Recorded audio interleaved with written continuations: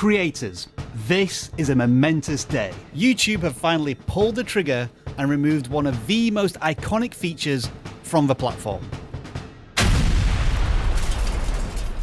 And replaced it with a white one. Or a black one in light mode. Just a sec. Yeah, Susan? I told you to get rid of it, not just change the colour. Because it's a terrible way of measuring channel size. Oh, shut up. So yeah, the subscribe button has got a little more curvy, as has every other button on YouTube. And the fonts have changed on titles to, YouTube Sans. Yep, it's had a good run, but it's time to say goodbye. But here's a really interesting fact. As recognizable as it is, the subscribe button hasn't always looked like this. Yep, it used to look like this. So here's my question. Which do you prefer? Yellow, red or white? Past, present or future?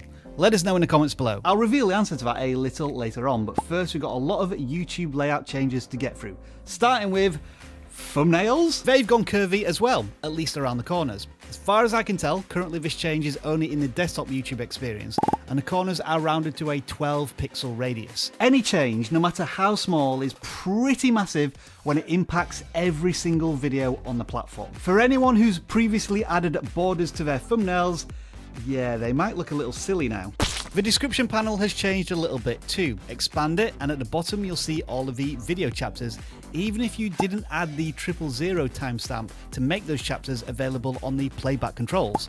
Also, and I haven't seen this yet myself, so I'm using Google Docs to illustrate, descriptions will automatically convert YouTube links into buttons that look a little bit like this. I've seen what they look like on mobile and they're a bit meh, to be honest. Also notice the curvy buttons here and how hashtags are now buried in the description as opposed to hovering around the video titles like they used to. Speaking of more mobile app changes, a very subtle ambient mode adds a bit of light bleed to the background from videos. It's very subtle, and if you want to turn it off, go to settings and tap here. The visual style of playlist is getting an upgrade from this to this.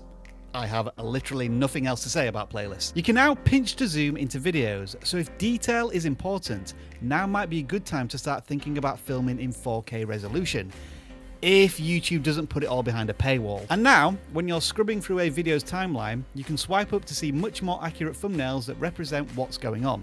I can see that being quite handy actually. And literally, as I'm recording this, YouTube have announced that they are finally splitting out videos, shorts, and live stream content into separate tabs. It's about time. As for your favourite subscribe button, it was never in doubt really.